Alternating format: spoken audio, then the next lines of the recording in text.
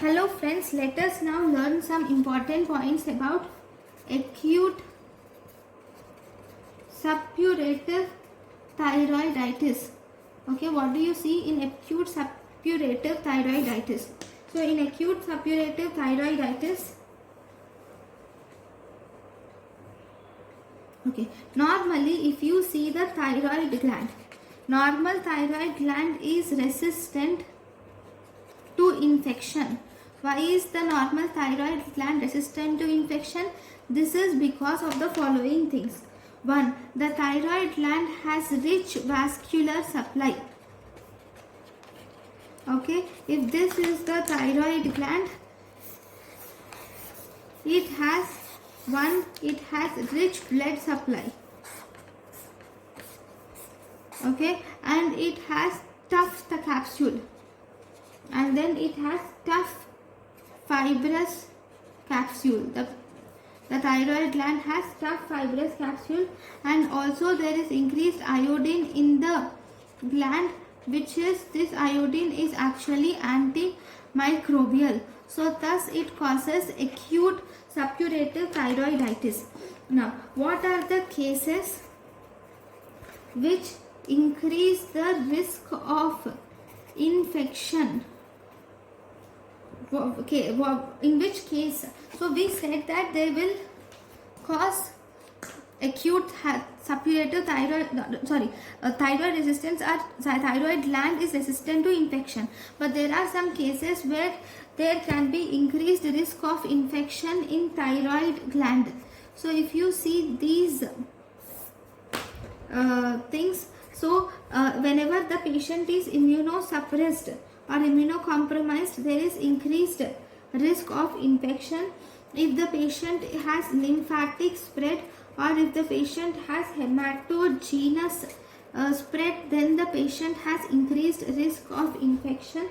If there is pyriform sinus, if the patient has pyriform sinus or thyroglossal cyst, he is increased risk of infection.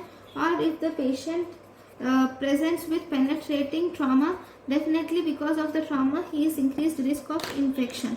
Now let us learn some important points about pyriform sinus and thyroglossal cyst.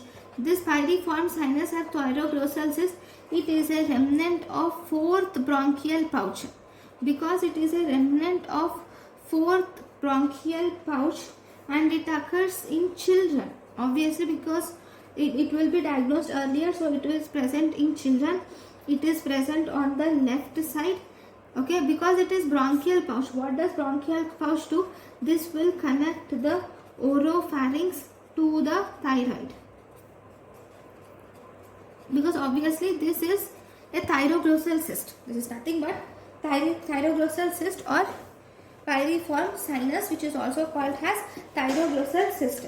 So that will increase the risk of infection in the thyroid gland. Now, if the person has these increased risk of infections, now what is the clinical features in these patients? These patients will present with pain, tenderness.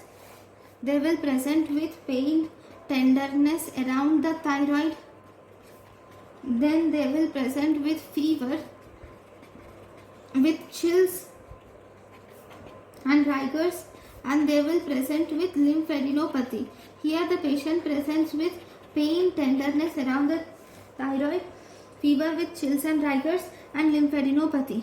Then one important thing here is these conditions are actually predisposed by upper respiratory tract infections. These are predisposed by upper respiratory tract infections and also otitis media. Okay, then if you were asked what is the most common organism causing these infections, most common organism causing these infections are mixed infections. In the mixed infections also, streptococcus is most commonly seen, followed by anaerobes are seen in almost 70% of cases. Now, how are you going to diagnose it? Diagnosis is you will see increased ESR, increased TLC, total leukocyte count will be increased. And if you do an FNAC, obviously it is an acute condition, so there you will see presence of neutrophils are increased in acute suppurative or acute suppurative thyroiditis. So how are you going to treat the patient? Here in this you are going to give incision or drainage should be done along with antibiotics.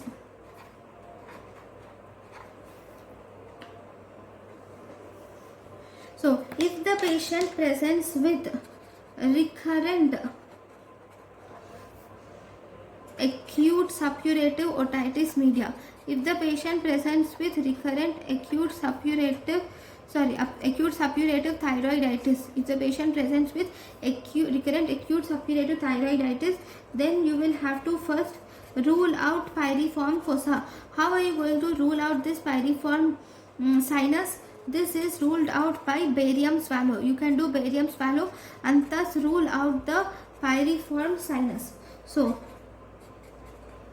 excision of the persistent pyriform sinus is done. We can also excise the persistent pyriform sinus in case of recurrent attacks. In case of recurrent attacks, if there are any recurrent attacks, then you will have to excise the persistent pyriform sinus. So this is about the acute suppurative thyroiditis. Thank you for watching.